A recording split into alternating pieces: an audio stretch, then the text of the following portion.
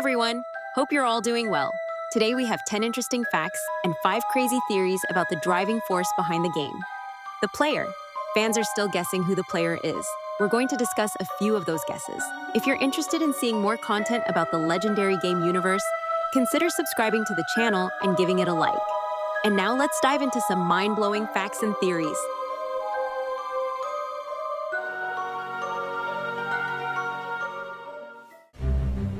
Fact number 1. In the ventilation shaft, when Huggy Wuggy gets too close, the grab pack shakes, presumably from fear.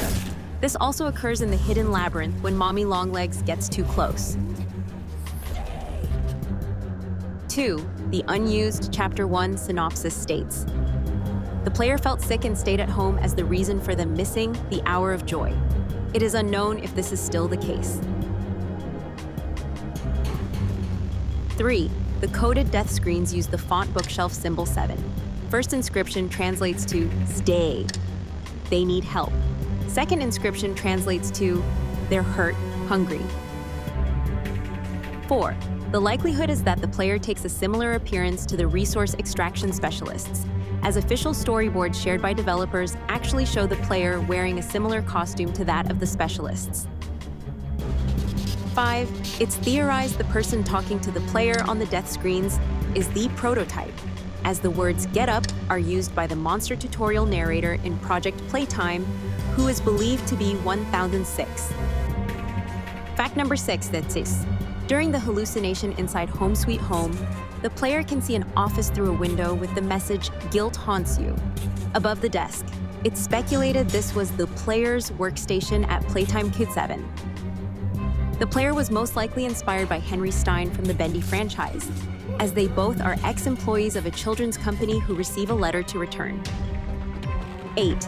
Dr. Sawyer wonders if the player had some other ulterior motive for returning, rather than because of an unexpected letter, speculating at one point if they had a loved one who was killed in the hour of joy, or, as said in Chapter 3, deep sleep, it was because of guilt. 9. The player's grab pack arms start to shake during Chapter 4, indicating that the horrors and history of the abandoned Playtime Company factory has traumatized them. 10. The player may have been the protagonist of the Chapter 3 interactable ARG, as the unknown writer says the line, "You are perfect for this," which is a phrase that Poppy also used to describe the player.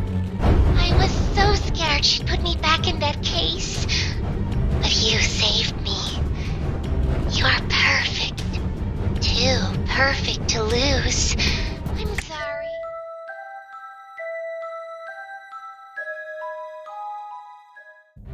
Theory number 1. A theory has circulated that the letters on an unknown 5th tube slide in higher-up tunnels spell a name for the player. The theory is that the player is the head of his production, and that they were one of the higher-ups in the factory. Using these letters, a presumed name for the player is Jamie B. Honey. Another name that has been speculated is J. Bohemian. However, this was later debunked as the head of production did not appear in the orientation notebook. And in Chapter 4, Harley Sawyer admits to not knowing who the player was, which he should have if they were a high-ranking employee. One of the lines in the "Your gift has finally arrived" tape seems to confirm this theory. Said line is, "It was your doing that made us." Theory number 2. A similar theory is that the player is the biologist PW. However, Chapter 4 hints that isn't the case. PW is aware of the hour of joy, while the player isn't. Theory number 3. There is a theory that either Stella Graber or Leith Pierre is the identity of the player. This seems very unlikely as Harley Sawyer did not recognize them, and he implies that they were a low-ranking employee beneath notice. Theory number 4. Another theory suggests that the player might be Rich Lovitz.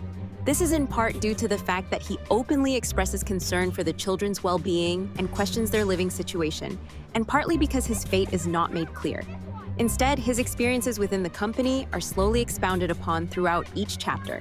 Additionally, the player was likely someone high up within Playtime Co., yet Harley Sawyer did not recognize them, so the two haven't met until Chapter 4. Rich was the head of shipping, so he was important in Playtime Co., yet because of that, it was likely he did not meet Harley Sawyer, as their jobs had no relation to one another. Theory number 5. The chapters 1 to 4, available now. Trailer contains the message, "Atone for your sins." This, along with the Chapter 3 nightmare sequence, are heavy implications that the player was involved in the Bigger Bodies initiative. It's very possible that the player was just one of the many scientists working on the experiments and didn't have a particularly special role.